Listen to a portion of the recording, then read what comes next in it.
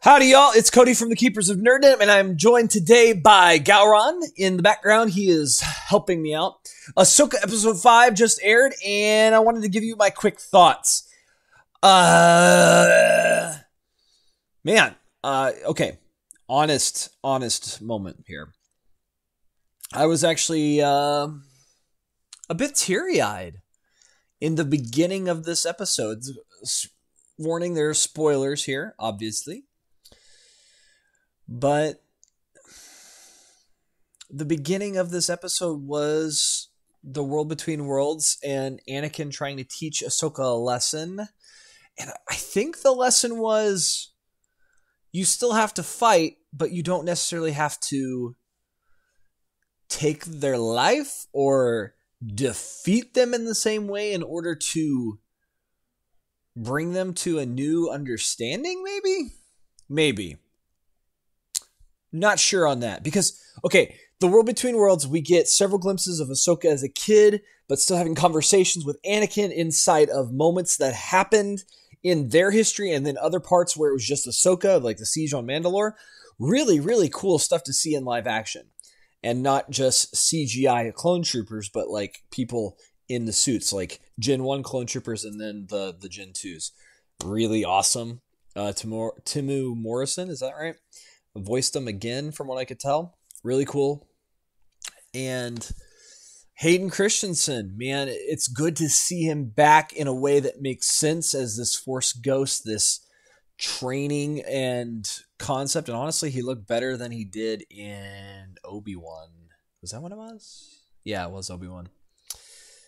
He looked better. There was a few moments that didn't look great, but there overall was better. It was better.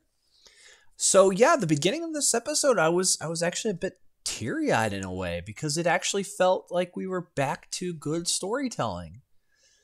And I think it just speaks to Dave Filoni actually does know Star Wars. But the rest of the episode, once they get back, is... And that's another thing. This is, I think, where it fell apart for me, because the rest of the episode is really them finding Ahsoka. And why do they find Ahsoka? Is because Jason, I think that's his name, Hera and Kanan's kid, can sense her and hear the lightsabers clashing in the world between worlds. So it's very interesting that he has this ability to sense them inside of a whole nother like dimensional thing. And Ahsoka and him have an interesting interaction, and right when she's going to get more info of you could hear the lightsabers, Hera steps in and goes, "Why don't you go look at the ship?" And it's like, okay, here's the problem with this whole show. This dumb concept show that now we've gotten to see. Episode 4 actually had some great stuff in it, and episode 5 had some great stuff in it, and I don't quite know what the lesson entirely was, but because the whole question that Anakin was giving her was, do you want to live or die? Like, what's your choice? And yet then if she would stop fighting, that's when he would be like, all right, time to die. And it was interesting because that's not a very Jedi thing, because it's like being willing to give up of yourself so that way others can see the difference. But yet Anakin seemed to be teaching her this idea of it's okay to fight for what you believe in, but then it's what you do after you win the fight is what matters. I think that was the lesson. And if so, okay, cool. But the fact that Jason is sensing her in the world between worlds, why in the name of ever-loving Pete was Sabine Wren a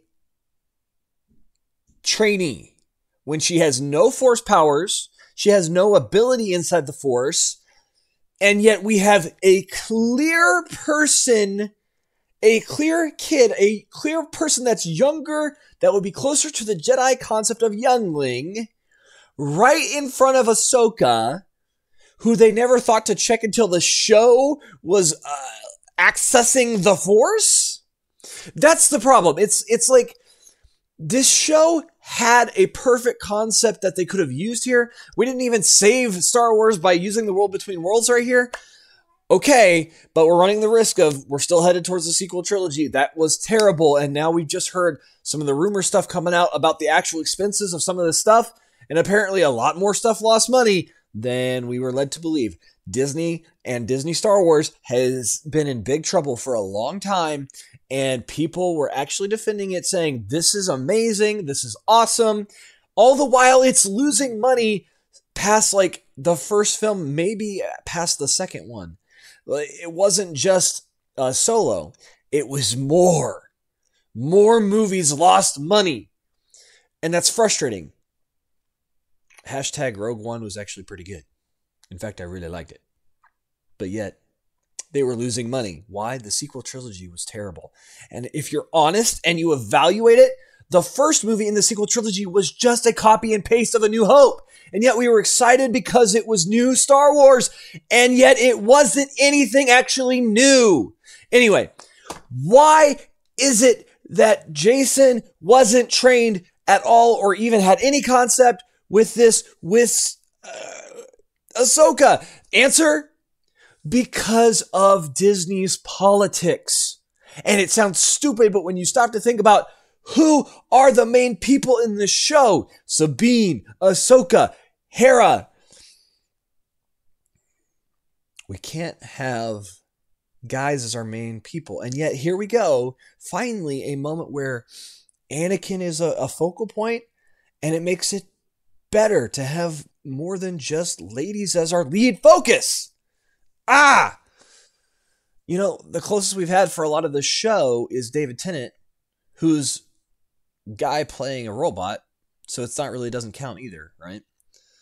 And then Jason, and then that pilot guy that we've seen, and he actually has more of a role this time. It's kind of interesting. But even the captain of the fleet that comes to stop Hera, lady again. There should be a balance, you know what I'm saying? I don't want everything to be all guys or all girls.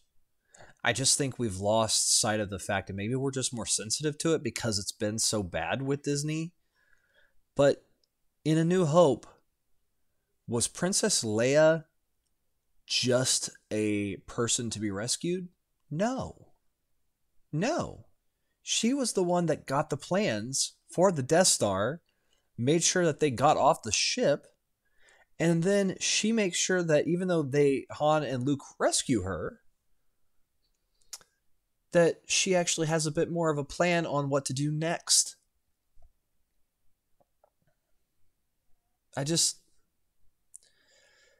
Sci-fi is in a weird spot. It's a weird spot.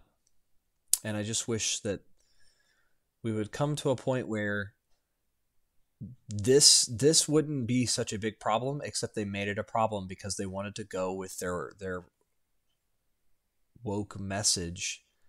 Sabine should never have been trained to be a Jedi. She's not capable if she doesn't have Force, and if they change that, well, you just have to try and eventually you'll succeed. We've lost the whole plot of Star Wars. We have. It's been bad before. That's what's so frustrating about this. Like, this episode has so many good things in it, but then all of a sudden, halfway through, once the visions stop and we get past young Ahsoka, but yet really it's Ahsoka in the younger self's body, reliving these moments with Anakin and having these conversations, then it slows completely down to political investigations, and the fleet's coming to stop Hera for breaking the rules, which makes sense, granted.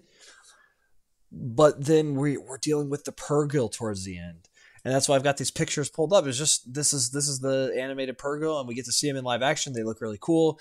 It's good. They use the Purrgil to take Ahsoka and Yanwei. I can't remember his name. David Tennant's robot, and I like him. He's so much fun, and everybody's favorite character from this whole show. He's not even in it this time around. This episode, the Dark Jedi guy. And yeah, they're gonna ride inside of a Purrgil to this other galaxy. How long will it take them? Probably 5 minutes. That seems to be how Star Wars works now. It's so frustrating because I was enjoying in the beginning of it. I was tearing up almost even because we actually were getting Star Wars that was really fleshing out this world and giving us just this connection with the Force ghosts and this concept. And then we're right back into it once she gets rescued. And she's like looking at Hera's son and going, "You can hear the lightsabers?" You're telling me that Ahsoka, in all of these years, never stopped to talk with Hera and at least see... Because obviously she's not against training a new, not necessarily Jedi, but some sort of Force user. She's not against it.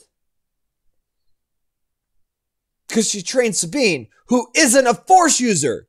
She's actually willing to do it. But she won't do it with a Force user. And unfortunately, the only conclusion that I can make is... it's awkward.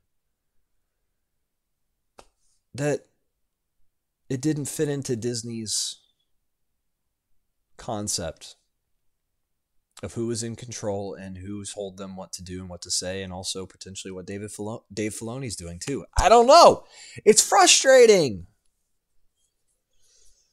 Because this could have been epic. And yet they pause the episode in the middle of it. And all of a sudden, like, I'm getting bored towards the halfway point of this episode once Ahsoka gets rescued from the water. And then that moment where she's like, "You could hear the lightsabers," and then all of a sudden Hera's like, go look at the ship, buddy. We can't do that. That's not okay. So dumb. He makes 1,000 times more sense of being trained because Ahsoka knew Kanan. That's the other thing. That's the... oh, man, the more you think about it, the more it's bad. Oh, it's bad. Because Ahsoka knew Kanan. And she would have known that Hera had this kid. She wouldn't be paying attention to the fact of a Force user had a kid. Give me a break. Oh my goodness. Well, let me know down in the comments below. What do you think of this episode?